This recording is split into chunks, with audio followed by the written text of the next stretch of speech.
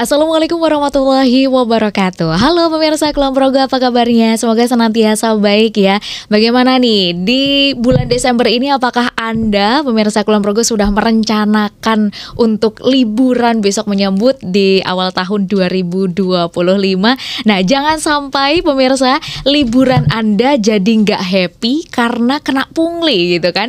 Jadi korban pungli. Hari ini kita akan ngobrol bersama tentang bagaimana Kabupaten Kulon Progo mengupayakan sapu bersih pungli liar yang ada di Kulon Progo. Nah, tentunya bersama saya Amalia Miftah di Opsiku, obrolan seputar inovasi dan solusi Kulon Progo. Kita akan ngobrol bersama dengan narasumber-narasumber yang tentunya expert di bidangnya di kesempatan hari ini. Izinkan kami menyapa narasumber saya hari ini. Yang pertama ada Kompol Martinus Gravinto Sakti SIKMM. Beliau adalah Wakapolres Kulon Progo sekaligus Ketua Satgas Saber Pungli. Selamat siang Bapak. Selamat siang Mbak. Sehat Pak? Sehat gitu, alhamdulillah. Iya, ini pertama kali main ke sini ya Pak ya? Pertama kali. Besok sering-sering main ke sini Pak, kita ngobrol-ngobrol ya Pak ya. Baik, kemudian di sini juga ada narasumber saya yang kedua, ya ini Pak Arief Prastowo SOS MSI. Beliau Inspektur Daerah sekaligus Wakil Ketua Saber Pungli Kabupaten Kulon Progo. Selamat siang Pak Arief. Selamat siang Mbak Amel. Bahagia Pak? Sehat. Menyambut akhir tahun dan awal tahun 2025 nih, gimana? Ya, penuh semangat. Penuh semangat ya Pak ya. Harapan baru di tahun 2025 mendatang. Ya. Oke, baik. Pak Arief dan juga Pak Martinus, hari ini kita akan berbagi informasi bersama dengan pemirsa Kulon Progo tentang bagaimana kemudian upaya dari pemerintah Kabupaten Kulon Progo nih untuk sapu bersih pungutan liar. Jadi biar wisatawan yang kesini, biar masyarakat Kabupaten Kulon Progo yang berlibur di Kabupaten Kulon Progo jadi happy juga gitu menyambut akhir tahun dan juga libur Nataru nih ya Pak ya. Baik, saya pengen ke Pak Martinus dulu nih Pak. Kalau mungkin orang sering mendengar tentang pungutan liar, apa saja sih kemudian yang bisa digolongkan atau kita golongkan sebagai ini salah satu bentuk nih dari pungutan liar, itu apa saja Bapak? Baik, terima kasih Mbak Amel. Jadi pemirsa sekalian dan pendengar dari podcast pada siang hari ini. Jadi pungutan liar itu merupakan dia permintaan ataupun mengambil lebih dari iuran yang seharusnya. Yang seharusnya. Ya. Okay. Jadi sudah ada ketentuan rumah parkir 2.000, itu ditariknya itu 3.000 atau 4.000 seperti itu. Ada juga terkait hal lain seperti di kuliner tempat wisata gitu ya, atau retribusi yang seharusnya ada ketentuannya, umumnya retribusi 2.000 ataupun 3.000 dia nariknya lebih. Nah, biasanya hal-hal seperti itu ataupun pungli seperti itu dimanfaatkan pada saat hari-hari libur ataupun hari-hari libur panjang, karena jumlah dari pengunjung ataupun wisatawan kan banyak, gitu ya, Pak, ya? Jadi dimanfaatkan untuk menaikkan tarif ataupun menaikkan harga seperti itu.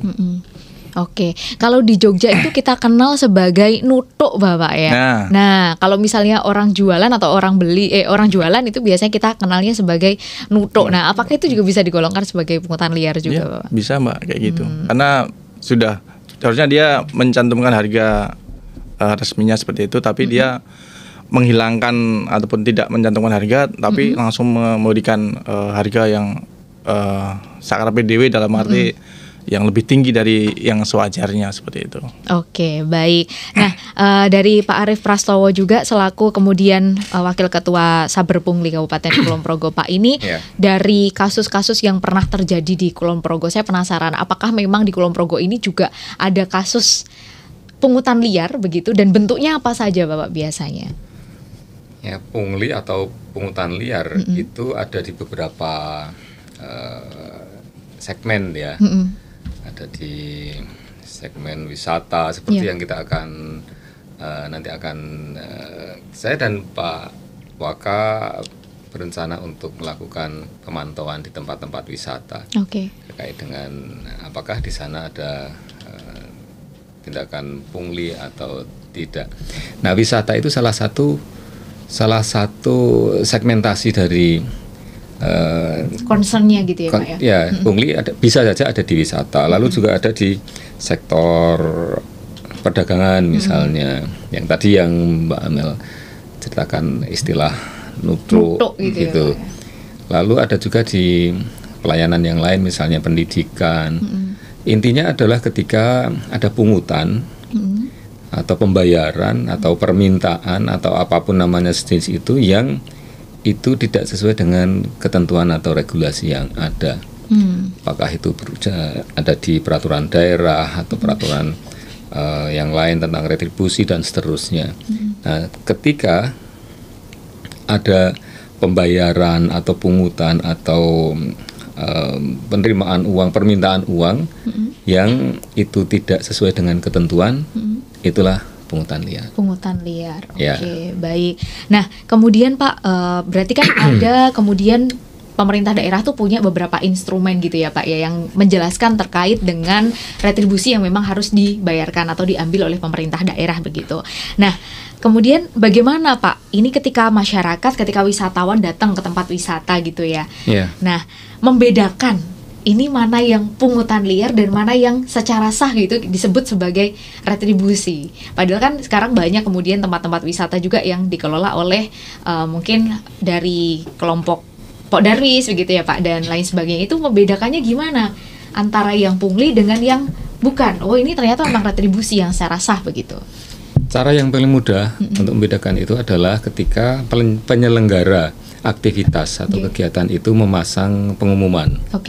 Di situ pengumuman itu adalah pengumuman yang mencantumkan dasar dari ketentuan baik retribusi maupun pertiketan dan seluruh, kalau ini urusan wisata ya, dipasang di tempat yang strategis yang bisa dilihat oleh banyak orang yang datang dari saat pertama kali. Lalu di sana orang akan mengerti bahwa untuk masuk ke objek wisata tertentu, kalau ini konteksnya wisata, itu bayar tiket itu sesuai dengan ketentuan yang sudah dipasang. Di luar itu berarti ada indikasi pungutan liar. Jadi memang harus diinformasikan. Itu secara on spot. Kalau yang cara-cara yang lain bisa saja disosialisasikan melalui media massa, media sosial dan seterusnya, yang intinya memberikan pengertian kepada khalayak bahwa ada peraturan yang mendasari hal-hal yang berkaitan dengan pembayaran. Berarti begitu. Kemudian para penyelenggara jasa pariwisata ini juga sebenarnya harus terliterasi juga begitu ya Pak ya. Betul. Terkait dengan kemudian menginformasikan kepada calon pengunjungnya begitu untuk tahu berapa retribusi masuk, parkir dan lain sebagainya. Ya, itu harus dilakukan karena tentu kita semua berharap bahwa ada transparansi, keterbukaan informasi tentang hal-hal yang berkaitan dengan retribusi, dan hal yang berkaitan dengan harga, dengan tarif dan seterusnya, yang itu bisa diakses oleh masyarakat sehingga mereka tidak ragu-ragu, supaya tidak terjadi istilah tadi itu, tidak dipasang harga termasuk ketentuan yang mendasarinya, lalu di akhir misalnya kita makan gitu ya di warung, tidak diumumkan di situ, tidak ada informasi apapun, lalu harganya ternyata tidak realistis gitu. Nah, itulah yang bisa membuat hal-hal yang persepsi yang negatif, khususnya di Kulon Progo, seperti itu. Kita harus hindarkan itu dari praktek-praktek seperti itu. Oke, baik. Saya pengen ke Pak Martinus lagi, secara hukum ini Bapak ya, terkait dengan kegiatan pungutan liar tadi atau peristiwa pungutan liar ini, sebenarnya secara hukum ada sanksi nggak sih Pak, dan sanksinya seperti apa? Boleh? Kalau secara hukum Mbak Amel, jadi itu ada diatur di Undang-Undang Nomor 20 Tahun 2001 tentang pemberantasan tindak pidana korupsi. Diatur di pasal 12 ayat 1 bahwa pelaku pungli dari pegawai negeri atau pihak swasta dapat dipidana penjara paling lama 20 tahun dan denda paling banyak 1 miliar. Dan di pasal 13 juga diatur bahwa orang yang memberikan atau menjanjikan uang atau barang kepada pelaku pungli dapat dipidana paling lama 5 tahun dan denda paling banyak 250 juta. Dan di KUHP juga diatur Mbak di pasal 368 bahwa pelaku pungli yang bukan anggota pihak berwenang atau pemerintahan dapat dipidana penjara paling lama 9 tahun. Jadi memang ada ketentuan ataupun ancaman pidana hukumannya apabila seseorang ataupun pihak-pihak lain melakukan pungli. Namun untuk sampai ke tahap itu kita sudah ada upaya-upaya preventif sebelumnya, memang sebelum upaya paksa terakhir yang dilakukan. Jadi kita apabila memang ada laporan kita akan datang dengan tim ya Pak ya, dengan tim akan datang untuk melihat, gitu ya, mengecek kebenaran. Kemudian kita ingatkan dulu Mbak, kita ingatkan. Apabila memang tidak bisa diingatkan, baru akan kita tindak secara hukum seperti itu. Jadi tidak langsung semena-mena langsung dikenakan pasal seperti itu. Kalau sebelumnya sendiri dari Polres Kulon Progo, apakah pernah menindak begitu Pak secara tegas terkait dengan kasus pungli seperti ini? Pernah tahun 2021 atau 2022 ya Pak. Kemarin terkait kasus itu pernah satu kasus, tapi saya sebelum saya di sini cuman saya tidak tahu persisnya, cuman infonya tahun 2021 atau 2022 itu ada pernah menindak pungli yang di Kulon Progo. Oke, baik. Berarti memang sebenarnya ada juga potensi yang terjadi juga ya Pak ya, dan menyambut di area masa libur Nataru ini yang harus dijaga begitu agar kemudian kegiatan pungli ini tidak sampai terjadi dan merugikan banyak pihak begitu. Nah, dari Pak Arief sendiri Pak selaku Wakil Ketua Saber Pungli Kulon Progo, ini apa saja Pak kiat-kiat atau kegiatan yang dilakukan nih Pak untuk kemudian upaya preventifnya dalam pemberantasan pungli yang ada di Kulon Progo? Ya, sebelum saya menjawab pertanyaan Mbak Amel, saya ingin meneruskan informasi yang tadi disampaikan oleh Pak Waka, bahwa inilah pentingnya kesadaran bersama secara kolektif, para penyelenggara kegiatan, lalu bahkan pemerintah dan juga masyarakat untuk mengetahui secara detail tentang pungli itu. Karena kalau kita mencintai kabupaten ini, kita ingin kabupaten kita itu memiliki, atau Pemkapnya memiliki pendapatan yang lebih besar gitu ya, sehingga bisa kemudian memanfaatkan sumber daya yang ada ini untuk kepentingan masyarakat secara lebih luas.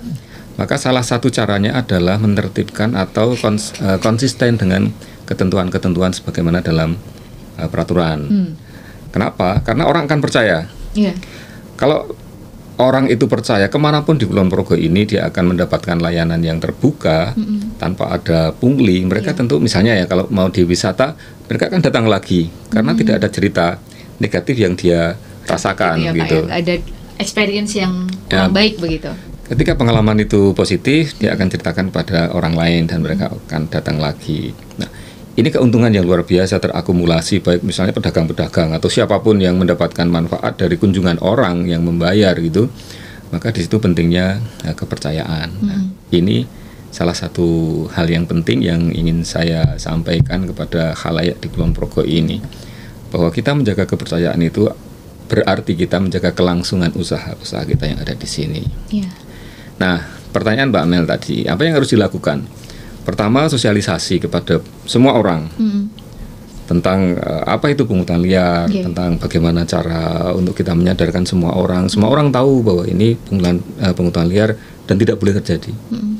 Lalu dari sisi Pemkapnya, kita membangun zona integritas, wilayah bebas korupsi, wilayah bersih melayani, sehingga misalnya orang melakukan ingin mendapatkan izin mengurus izin tertentu. Nah, dia yakin bahwa di sini, kalau di situ memang tercantum pelayanan perizinan tidak dipungut biaya, maka dia yakin bahwa tidak ada pungutan biaya apapun di luar seperti yang ada di ketentuan itu.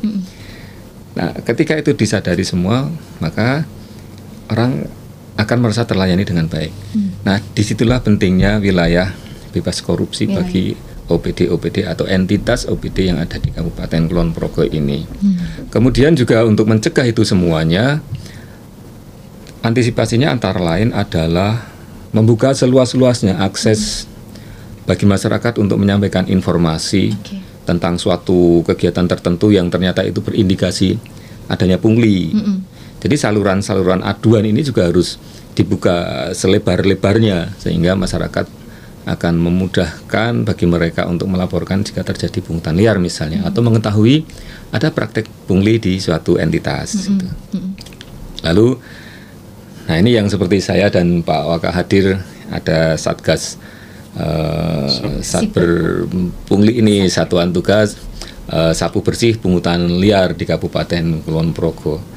Kesempatan ini saya menyampaikan terima kasih banyak atas undangan untuk di podcast ini, sehingga Pak Waka dan saya bisa memberikan informasi yang memang dibutuhkan oleh masyarakat untuk hal-hal berkaitan dengan pungutan liar. Demikian, Pak. Oke, baik. Ya, jadi itu tadi ternyata Satgas Saber Pungli ini juga memiliki beberapa kegiatan ya Pak ya, preventif juga untuk kemudian mencegah terjadinya ada tindak boleh disebut tindak pidana nggak Pak? Nggak boleh juga ya Pak ya? Belum termasuk pidana ya Pak ya untuk yang pungli ini ya Pak ya? Kalau secara hukum masuk Mbak. Masuk pidana Pak. Masuk. Oke, berarti masih boleh dikatakan tindak pidana pungli begitu Pak. Oke, baik. Nah, kalau dari Kulon Progo sendiri Bapak sudah punya instrumen apa saja Pak untuk kemudian pengendalian pungli yang ada di Kulon Progo ini? Pada siapa nih? Pada Pak Arif. Oh. Ya, selain Satgas Saber Pungli ya, itu kami mendorong teman-teman di OPD untuk sekuat mungkin, seoptimal mungkin melakukan atau berada di dalam zona-zona zona bebas korupsi. Oke. Wilayah-wilayah ini di OPD harus menjadi prioritas. Karena sebagian besar OPD kita itu adalah OPD pelayanan. Jadi ketika dia menyatakan diri sebagai zona integritas, maka konsekuensinya adalah bahwa sesuai dengan ketentuan yang ada, tidak ada pelayanan yang berdampak pada atau berakibat pada adanya pungutan liar di luar ketentuan. Saya rasa instrumen itu yang sangat penting, dan ini tidak hanya di OPD di Pemkab begitu ya, tetapi di satuan-satuan kerja termasuk gitu ya, termasuk di kalurahan. Jadi Pemkab ini harus memberi contoh untuk itu, karena apa? Dia akan dilihat oleh entitas swasta di bidang apapun, apakah perdagangan, apakah wisata atau apapun yang itu juga di sana ada kegiatan-kegiatan yang berbiaya dalam bentuk retribusi misalnya, termasuk parkir. Jadi hal-hal seperti itu yang setiap OPD yang membidangi itu berkepentingan untuk mengamankan zona integritas ini menuju wilayah-wilayah yang bebas korupsi. Nah, karena pungli ini dalam pengertian yang lebih luas itu bagian dari tindak pidana korupsi itu sendiri. Oke, berarti kalau di bulan Desember ini kita ditetapkan ya Pak sebagai salah satu percontohan kabupaten anti korupsi yang ada di Indonesia, begitu. Berarti harusnya kemudian pengendalian pungli yang termasuk jadi salah satu bagian dari tindak korupsi tadi itu harus semakin kencang juga gitu Pak. Penobatan sebagai percontohan kabupaten anti korupsi itu adalah suatu momentum yang sangat penting bagi pemerintah Kabupaten Kulon Progo untuk membuktikan apakah komitmen pemerintah Kabupaten Kulon Progo untuk tidak terjadi korupsi di segala level itu bisa dilakukan apa tidak. Tentu ini perjalanan panjang, dan itu proses yang tidak mudah untuk kemudian berkomitmen, dan kita di Kulon Progo ini bisa melakukan upaya-upaya konkret untuk sesuai dengan istilah itu, percontohan kabupaten anti korupsi. Ya, kita harus berusaha sekuat mungkin untuk membuat Kulon Progo seperti dalam istilah itu. Saya mengatakan itu, penyebutan ini sebagai sesuatu yang sangat berat sebenarnya. Ada PR ya Pak di belakang itu ya Pak ya. Dan justru dengan penetapan percontohan kabupaten anti korupsi untuk Kulon Progo ini, disitulah awal suatu kerja keras yang harus dilakukan oleh banyak pihak, termasuk pemerintah dan masyarakatnya tentu saja. Oke. Oke, baik. Obrolan kita di segmen awal ini pemirsa membuka wawasan kita bahwa sayangnya yang artinya korupsi itu tidak melulu sesuatu yang besar gitu ya, bertriliun-triliun, bermiliar-miliar, tapi hal kecil seperti pungutan liar senilai bahkan 1.000, 2.000 itu juga termasuk bagian dari korupsi begitu ya Bapak ya. Nah, ya, hal-hal yang besar itu tentu tidak dimulai boleh dari hal-hal kecil gitu Pak. Kecil. bukan soal nilai kecil atau besar, tetapi nilai-nilai dalam diri seseorang itu ketika ada karakter-karakter anti korupsi itu ya apakah kecil atau besar, itulah yang menjadi penting. Itu ya, kemudian gitu. Harus dipuntes gitu Pak kalau orang Jawa ya. Betul. Oke, baik Pak Arief dan juga Pak Martinus, kita istirahat sebentar begitu. Kita akan kembali lagi setelah pariwara yang berikut ini. Pemirsa tetap bersama kami di Opsiku, obrolan seputar solusi dan inovasi Kulon Progo.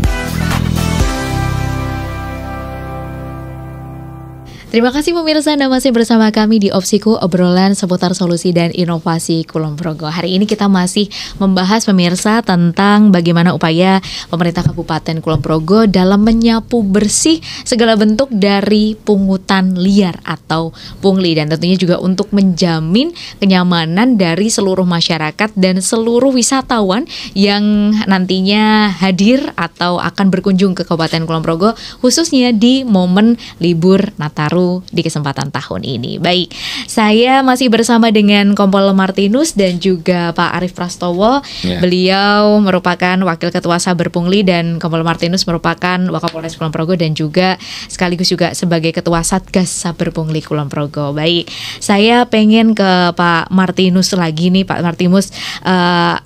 Apa sih Pak kemudian yang harus dilakukan masyarakat ketika suatu hari datang ke Kulon Progo gitu ya? Tapi kita nggak berharap ini Pak menemui sesuatu yang kurang pas, yang menurutnya ini pungli bukan ya gitu, tapi ragu-ragu gitu. Nah itu apa Pak yang harus dilakukan oleh masyarakat itu seharusnya?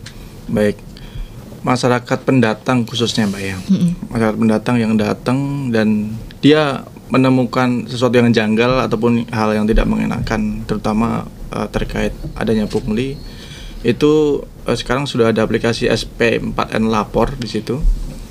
Jadi bisa berkeluh kesah di situ, dan sekarang pun mungkin ada kanal-kanal media sosial di kabupaten ataupun di pemerintahan ataupun di kepolisian juga sebenarnya bisa menuliskan di situ, dan justru malah lebih cepat kalau melalui media sosial.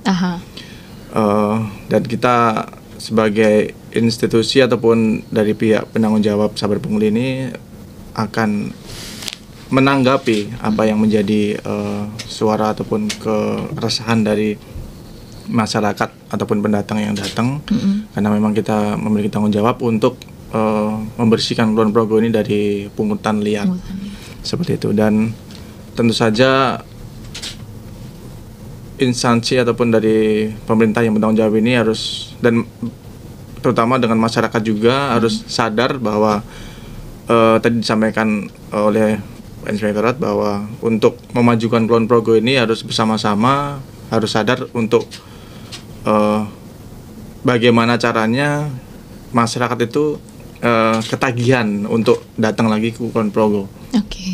Ya, tidak ada kesan-kesan yang negatif, dan dia dapat menceritakan hal-hal positif yang ada di Kulon Progo ke teman-temannya, ke handetolan, sehingga akan tersebar berita baik, sehingga pada akhirnya masyarakat akan datang berwisata di Kulon Progo, baik itu yang ada di wilayah pantai, ada di wilayah gunung, karena kita ketahui bersama kita mempunyai alam yang indah di Kulon Progo, baik itu pantainya maupun di pegunungan, sehingga diharapkan dengan adanya Saber Pungli ini masyarakat dan pemerintah dapat bersatu padu untuk mewujudkan Kulon Progo yang bersih, seperti itu. Oke, baik. Berarti memang dibutuhkan upaya ya Pak dari berbagai elemen masyarakat, Betul. tidak hanya pemerintah daerah saja, tapi juga kesadaran dari masyarakatnya sendiri. Kalau misalnya kita sebagai pelaku wisata atau pelaku UMKM begitu ya di Kabupaten Kulon Progo, kalau emang cinta sama Kulon Progo berarti nggak boleh nutuk, nggak boleh pungli gitu ya Pak ya.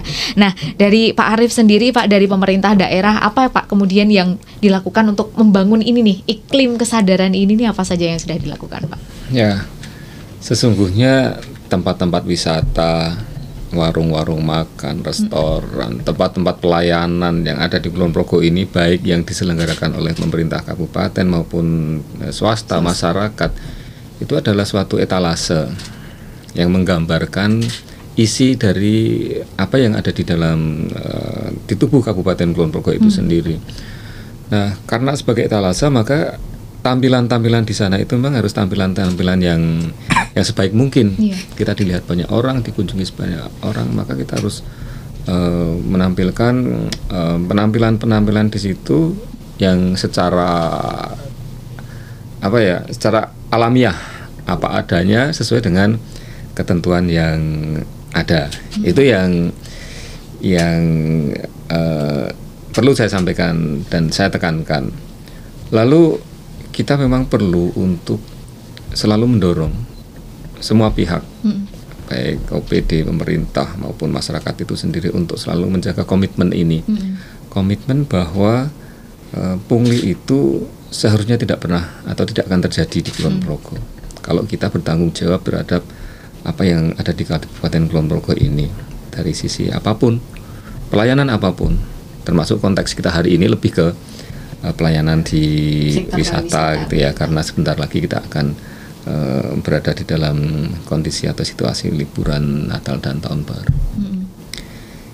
Kira-kira itu yang menjadi penting untuk bisa kita lakukan. Oke, baik. Nah, itu tadi beberapa upaya preventifnya. Terus kemudian pastinya kan Satgas Siber Pungli ini kan nggak bisa berjalan sendiri begitu ya Pak, tapi berkolaborasi. Nah, bagaimana kemudian kolaborasi yang dibangun ini dari teman-teman di Satgas Saber Pungli, baik dari dengan OPD begitu, atau dengan dinas terkait, atau juga dengan instansi vertikal lainnya Pak? Ya, memang harus kolaborasi ya, karena Saber Pungli ini, Satgas Saber Pungli ini tidak bisa sendirian. Kulon Progo itu terlalu besar untuk kami di Saber Pungli ini. Yang bisa kami lakukan tentu tidak bisa kemudian meliputi semua urusan pelayanan yang ada di Kulon Progo ini, sehingga perlu kerjasama dengan semua pihak-pihak yang memberikan pelayanan itu. Jadi yang pertama adalah kolaborasi. Yang kedua, bersama-sama untuk melakukan pemantauan ini.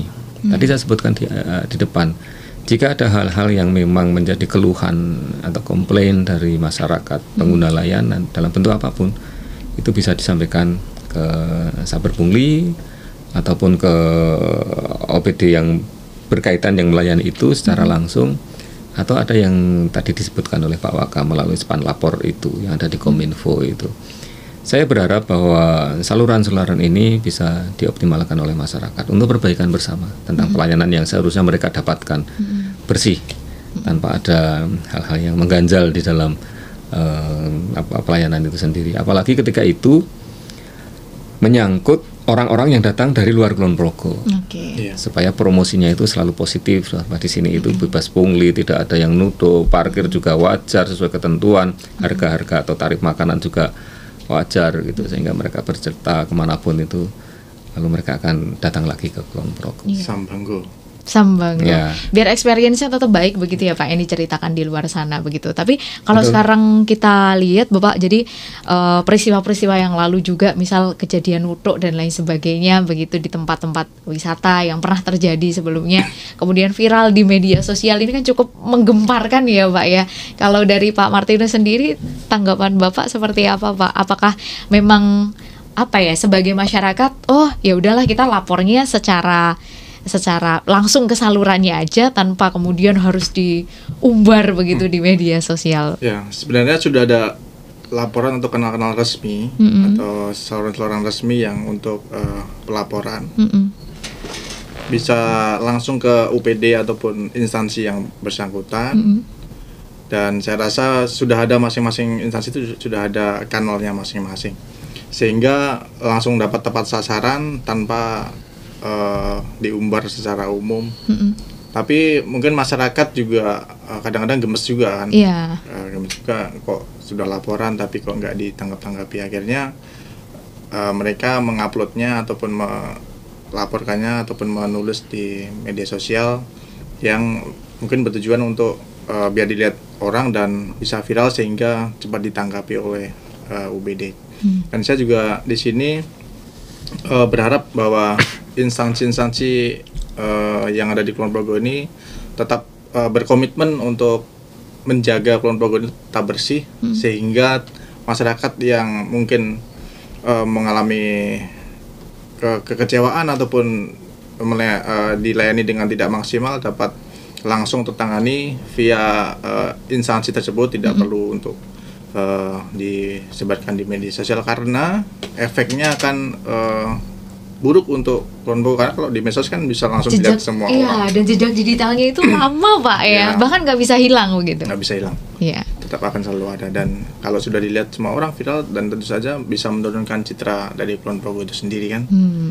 Seperti itu. Jadi harapannya masyarakat kalau memang merasa dirugikan ataupun merasa kurang mendapatkan maksimal itu secara maksimal, bisa langsung ke saluran-saluran yang ada di UPD ataupun tadi saya bilang di SP4N Lapor itu sudah ada lengkap di situ untuk media pelaporannya. Oke, di Span Lapor begitu ya Pak. Kan OPD itu juga kalau tidak salah juga menyediakan kotak layanan saran dan lain sebagainya ya Pak ya, untuk di masing-masing OPD pelayanan publik begitu.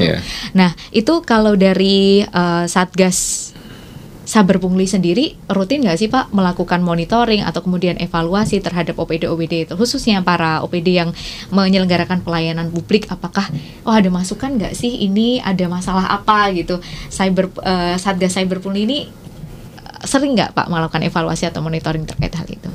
Dari sisi struktur ya, jadi ketika kami menjadi bagian dari Saber Pungli, kemudian Polres di ketuanya, khususnya di kami itu aduan-aduan itu bisa kami akses melalui unit aduan yang ada di OPD masing-masing. Lalu di Kominfo ini, nah ini kan di podcastnya Kominfo, yaitu di Span Lapornya itu kan sudah terintegrasi. Jadi ada laporan-laporan dari masyarakat melalui berbagai saluran, apakah bahkan melalui media sosial, apakah itu WA maupun yang lain-lain, yang kemudian oleh teman-teman di Kominfo itu kemudian diinformasikan ke OPD atau ke kami. Bisa kami dalam misalnya kapasitas elektoral daerah. Jadi itu terjaga, sehingga kalau kami tanya teman-teman di Kominfo, mereka mempunyai sekian record laporan yang kemudian ditindaklanjuti ke OPD mana, ini urusan di mana dan seterusnya. Dan dari situ kita bisa memantau apa yang dilaksanakan oleh masyarakat terhadap pelayanan pemerintah khususnya gitu ya.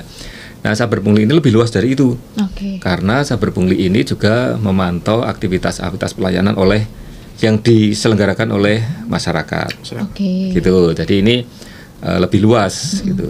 Nah, sekali lagi saya berharap bahwa ini menjadi sesuatu yang selalu mendapatkan tempat penting di tengah-tengah masyarakat. Kalau saya tanya sekarang Mbak Amel punya warung makan gitu ya.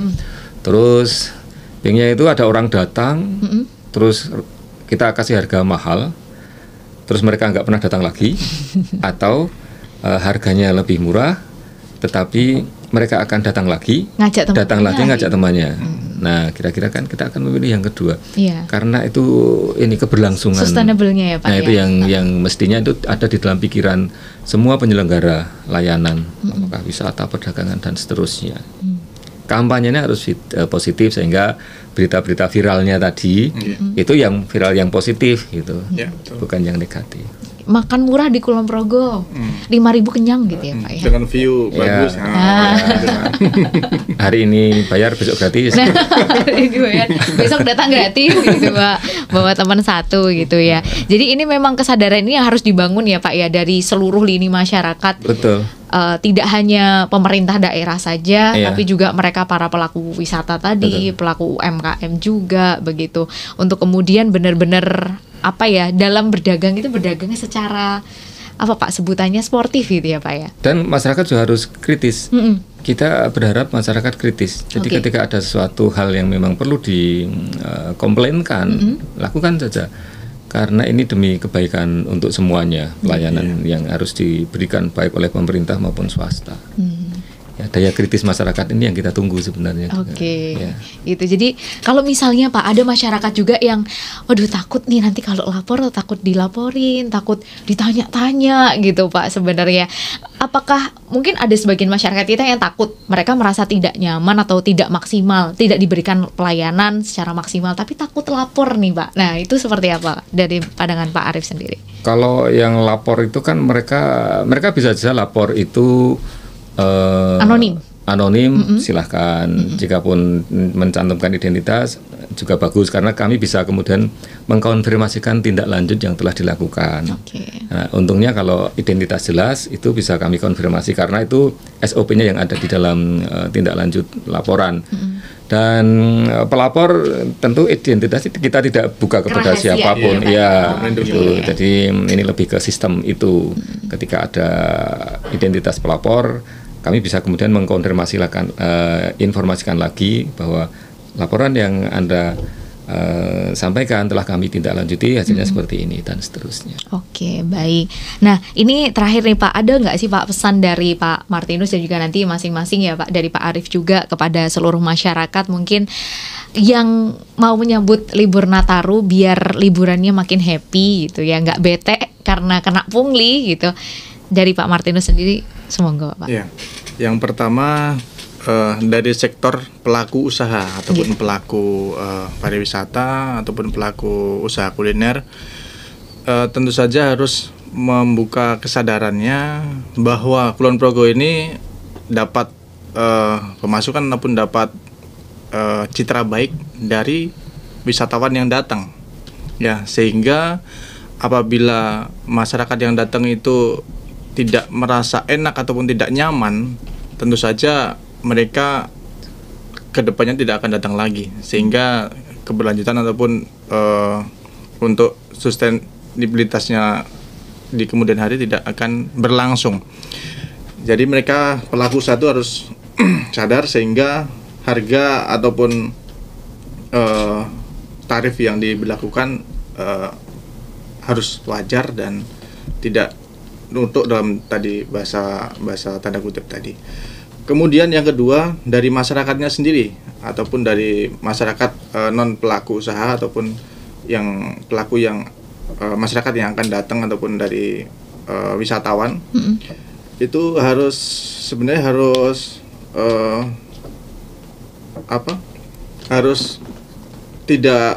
sadar dan harus dia harus terliterasi, harus paham terkait apa itu pungli, terkait bagaimana pungli dilakukan, bagaimana masyarakat itu dapat terlibat pungli, sehingga masyarakat yang datang di Kulon Progo itu apabila menemukan pungli dia harus berani untuk melaporkan. Ya, jadi masyarakat itu harus berani untuk melaporkan, sehingga itu juga bermanfaat untuk kabupaten sendiri karena akan mengalami perbaikan kan kalau memang ada sesuatu hal yang tidak baik, seperti itu. Oke, dari Pak Arief monggo pesannya untuk seluruh masyarakat Kulon Progo. Ya, satu untuk semua pemberi layanan, kemudian pelaku usaha dan masyarakat. Mari kita jadikan Kulon Progo ini rumah bersama kita.